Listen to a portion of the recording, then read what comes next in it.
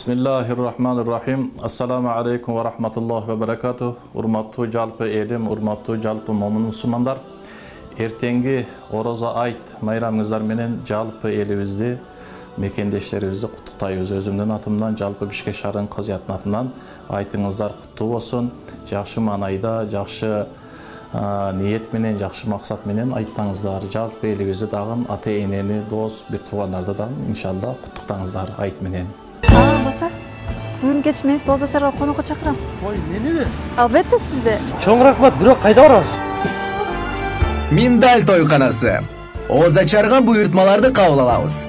Үйлөнүү той, кыз узатуу, жентек той, юбилей жана башка тойлорду 150 кишиге чейин жогорку деңгээлде өткөрүп беребиз. Чынында тамактар абдан даамдуу экен. Ооба, арзан жана даамдуу. Дарегим, Карпинка көчөсү 192, Жибек жолу менен кесилишет. Телефон номерим 0706 88 91 99. Tez tam жоопкерчилиги чектелген коому. $3500 баштап 40 күндө үй куруп берет. Жылуу, коопсуз, арзан, сиз күткөндөй жана ойдогудай болот. Дареги Бакаев көчөсү 44, Гагарин көчөсү менен кесилишет. Байланыш телефону 0709 38 74 74.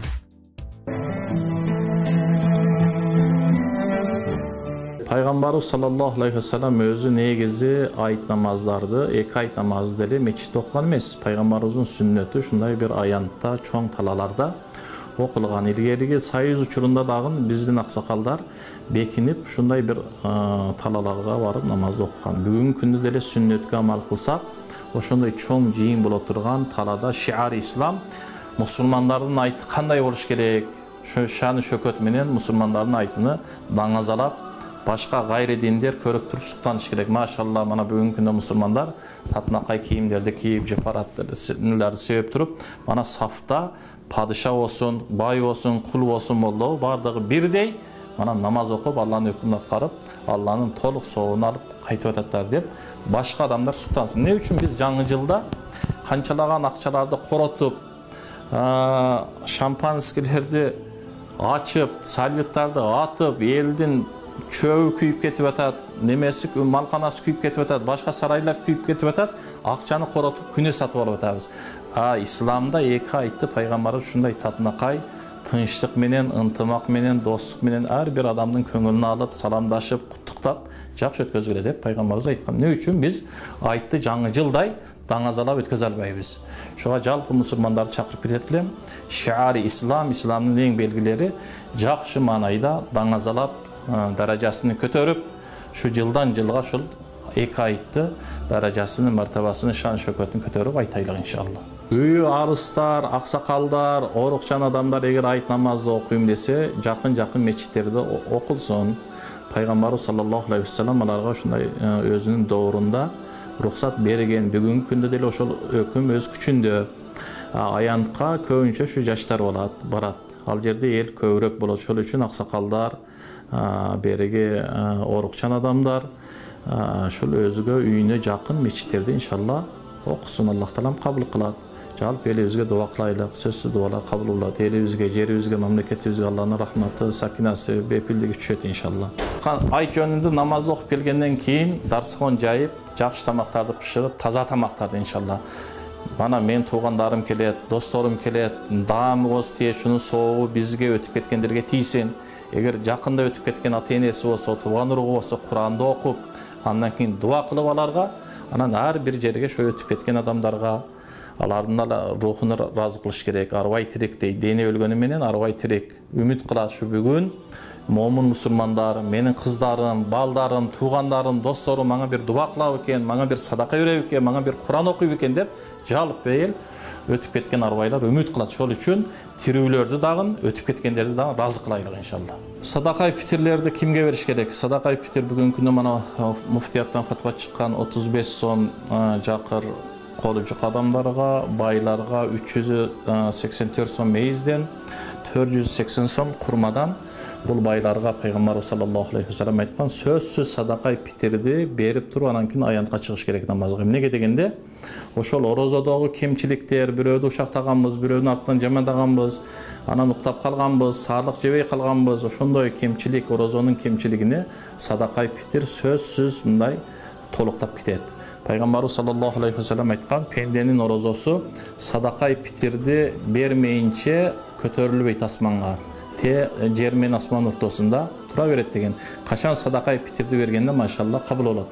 Экинчиден садакай питир ошол кемчиликтерди толуктоочу амал экен да. Качан садакай питирди бергенде андан кийин кемчиликти толуктай. Андан кийин садакай питирдин 3-чү фазилети ас-садакату таруддул бала ал-атия, келе турган балени сөзсүз садакай питир кайтарат, 70 жамандык эшикти жабат деп пайгамбарыбыз саллаллаху алейхи ва саллям айткан. Садака беришлик жалпы момун мусулмандардын көңүлүн алыш.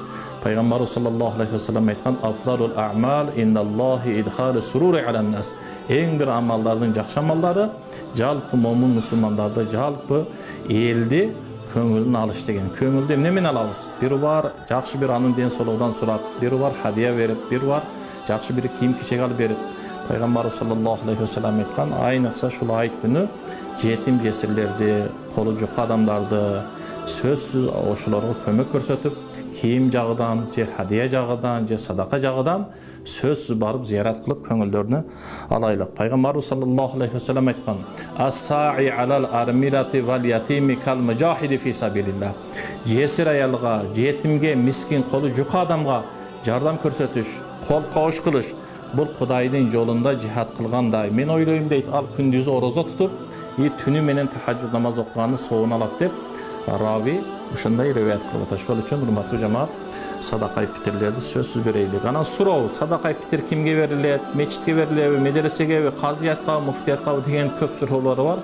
Мечитке дұрыс емес, казияттын өзүнө дұрыс емес, муфтият аны албайт, медресеге дагы дұрыс емес. Бул садакай питирди Аллах Роббул Иззат Кур'анда 7 адамды көрсөткөн. Иннама садакати лил фуқараи вал масакин. Албетте садаканын ээлери биринчи пакыр адамдар, аларга бериш керек. Андан кийин мискин адамдар, пакыр менен мискиндин айырмасы. Пакыр күнүмдүк, бир күндүк тамагы бар. Мискинде таптакыр эчтеке тамак ашы дагы жок. Муну мискин дейт. Карыздар адамга бериш керек. Мусапыр адамга бериш керек, медреседеги окуп жаткан адамдарга бериш керек, карыздар болуп калганга бериш керек. Шуларга бериш шариатта дұрыс. Байларга, молдолорго, ак сөйөктөргө, мечитке, медресеге дұрыс эмес. Муну жакшы түшүнүп алыш керек.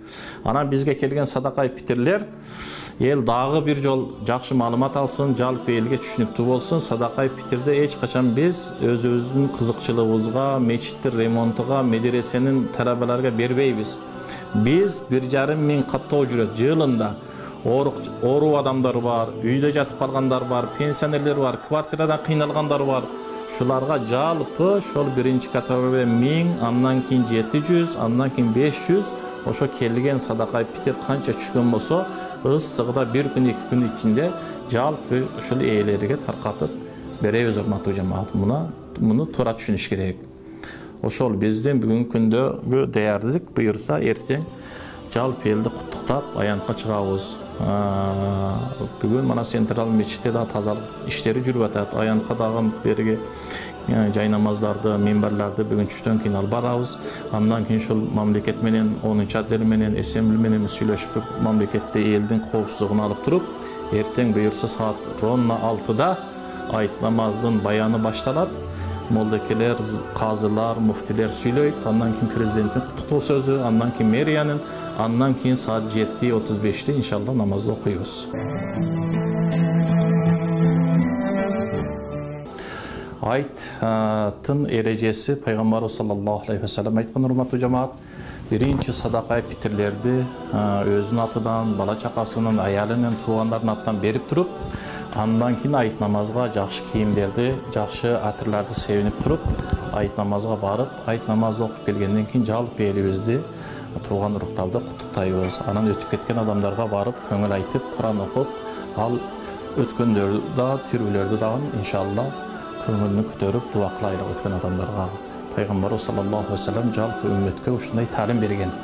Барганда эрте менен оозду ачып алып, бир таттуу нерсе менен Андан кийин айт намазга барат, андан кийин баян угат 1 саат, 1,5 саат, андан кийин айт намазды окуп туруп, жолду алмаштырып туруп кайтат. Оң жак менен барса, сол жак менен келет. Карпинский менен барса, Московский менен келет. Жолду кыскасы алмаштырыш керек. Анан ушул жакшы маанайда 1 эле күн айт, 3 күн эмес, Курбан айт ал 3 күн, Орозо айт 1 эле күн. Анан şu жалпы элибизге, мамлекетке дуа кылса, дуалар кабыл болот айт күнүндө. Айт күнү Аллах Роббул Иззат ушул орозонун соогун толук айт намаздан кийин берет. Ошол үчүн сөзсүз айт намазга иншалла чыгыңыздар. Мечиттерде болот, аянтта болот, аксакалдар мечиттерде окусун, жаштар жалпы эски аянтка барсын иншалла. Орозону өтүп кеткиче негизи бүтүрүш керек.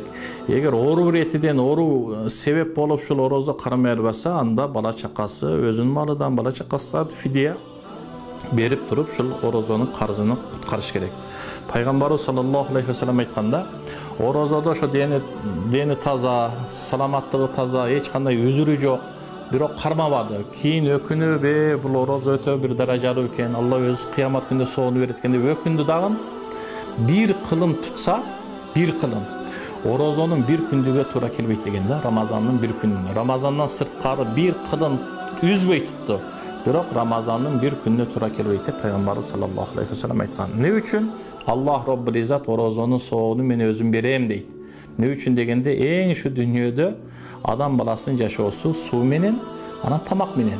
Şunu Allah'ın razıçılığı üçün şul şahvattan tıyılıp, ayaldan tıyılıp, susunduktan tıyılıp, tamaktan tıyılıp, Allah'ın hükmü deyip 18 saat, 19 saat mesela şu nefske karşı Allah'ın hükmünde orada tutuyordu. Oşol üçün as-savmu li ve ana aciz bihi deyip Allah Rabbul İzzat hadisi kudüsünde aytadi. Orozo men üçün, bul orozonun soğunu maşallah men bereyim. Kalgan amallarının soğunu kıyamet Allah talan periştiler arkalı berip koygular deyken. Biro orozonukunu maşallah Allah özü beretti. Emi al qanday kayfiyat menen, qanday suret menen berет, аны Allah Rabbul İzzat özü bilet. Anan Beyişte Rayhan degen Rayyan degen neme var, darvaza var. Bir gana oşunun orozo tutuvçular kiret inşallah. Şol üçün şul orozonu dagın tutaylık. Mana tutup 29 gün tuttuk. Mana bir günü kaldı bugün. Bugün dele elde ança-munça yerlerde fitne oluptur. Mesela Saudiye'de ay körülüptür. Anan ozumuzda çağız, siyah beyaz degen al nerseleri işenbeş gerek. Bizin özümüzün dini idara var, muftiyat var, muldalarımız var. Biz özümüz bana bu yıl 29 gün, bana erten bugün tutsa bana 30. Bu yıl orası 30 gün oldu. Şol üçün Saudiya özünce memleket, memleketin eli öz aça versin, öz ayttıklı kızı versin, kıla versin. Biz buyursa erten aytayız. Bugün orası, bugün teravih yok. Bugün akırın orozonun akırın günü elimizin jalp orozosunu, ihsanını, tavvasını, hatmi Kur'an'ını Allah talam kabul kılsın. Köptögen orozolar, kadir keçeleri, tavvalar, hatmi Kur'an'lar Allah talam taqdiribizga yazgan bolsun. Peygamberimiz sallallahu aleyhi ve sellem aytkan Ramazan ayında aksakallarımız var, kempir şoğaneler var, jülut korular var, sahırlar var, boyunda bar ayallar var, süt emdi balları var. Bularga Peygamber sallallahu aleyhi ve sellem hadiste aytkan, alar tutbayla koyot. Berigi aksakal, avuşka, kempir bularga fidye verilet. Orukçan, sahır menen, julutka soruy.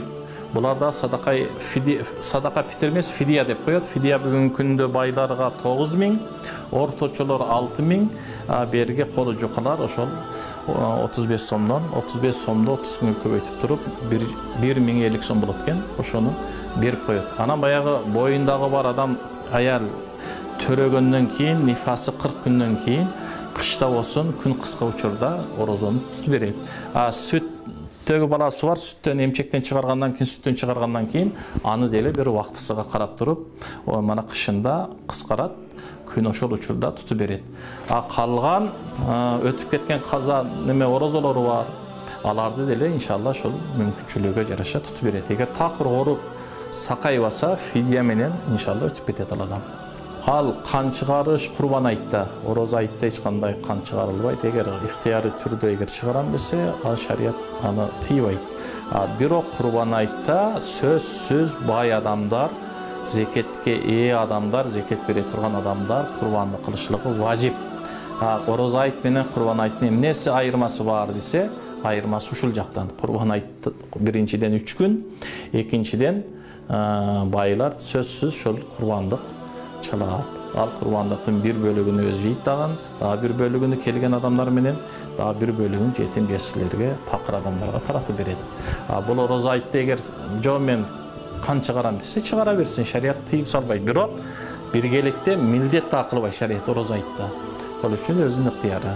Эгер арбайлардын акысында бир неме кылып койгон десе деле шарият рухсат иншалла. Орозодон кийин эртең айттын эртеси 6 күн пайгамбарыбыз Шаввал айынан ким 6 күн калыс Алла үчүн добровольно эркин болуп мындай бир милдет катарында, сүннөт муаккад эмес, эркин нафил ким 6 күн эгер кармай турган болсо 1 жылдык сооп берилет деген Аллах Таалам өткөн кийинки күнөлөрүндө Аллах Таалам кечет. 6 пайгамбардын соонун берет деген. Биринчи Адам атанын соонун берет экен, экинчи Юсуп пайгамбардын соонун берет экен, Якуб пайгамбардын соонун берет экен, Муса пайгамбардын, Иса пайгамбардын, биздин пайгамбардын соонун берет экен иншалла. Ким 6 күн иншалла сабыр кылып Шаввалдан орозо кармак болсо иншалла мен жалпы элибизди ушул 6 күндүк амалга чакырат элем. Иншалла бул дагы сооп. Мана азыр жалпы элибиз 1 ай орозо тутуп көнүп калды. Тамак жебей, ашказан деле ошого көнүп калды. Эми ашказанды да бузуп албай, ошол 6 күн орозондо иншалла кырмып коелук. 6 пайгамбардын соонун алайлык, 1 жылдык соопту алайлык, 1 жылдык күнөөлөрдү Аллах Таалам кечирет экен иншалла. Бардыгыңыздарды ушул айттан кийин 6 күндүк орозого мен чакырат элем. Эми жалпы элибиз биринчи пайгамбарыбыз саллаллаху алейхи вассалам айткан иман нематыдан дөөлөтүдөн кийин тынчылык деген. Ошол үчүн эң бир Алланын чоң нематы ошол элибизге тынчылык болсун, биримдик болсун, ынтымак болсун, көптөгөн орозолор, көптөгөн кадыр кичилер тагдырыбызга жазган болсун. Аллах Таалам 1 ай туткан орозобузду кайрымдуулук, ихсан, дуба, тооба, элге арнаган дубалар, мамлекетке арнаган дубаларды Аллах Таалам кемчиликсиз кабыл кылган болсун. Эрте жакшы маанайда айтаңыздар, айтыңыздар куттуу болсун. Ассаламу алейкум ва рахматуллахи ва баракату. Болса, бүгүн кеч мен тоз ачарга конокко чакырам. Ой, меними? Албетте сизди. Чоң рахмат, бирок кайда барабыз? Миндаль тойканасы. Ооз ачарган буйртмаларды кабыл алабыз. Үйлөнүү той, кыз узатуу, жентек той, юбилей жана башка тойлорду 150 кишиге чейин жогорку деңгээлде өткөрүп беребиз. Чынында тамактар абдан даамдуу экен. Ооба, арзан жана даамдуу. Дареги, Карпинка көчөсү 192, Жибек жолу менен кесилишет. Телефон номери 0706 88 91 99. Тез там жоопкерчилиги чектелген коому. $3500 баштап 40 күндө үй куруп берет. Жылуу, коопсуз, арзан, сиз күткөндөй жана ойдогудай болот. Дареги, Бакаев көчөсү 44, Гагарин көчөсү менен кесилишет. Байланыш телефону 0709 38 74 74.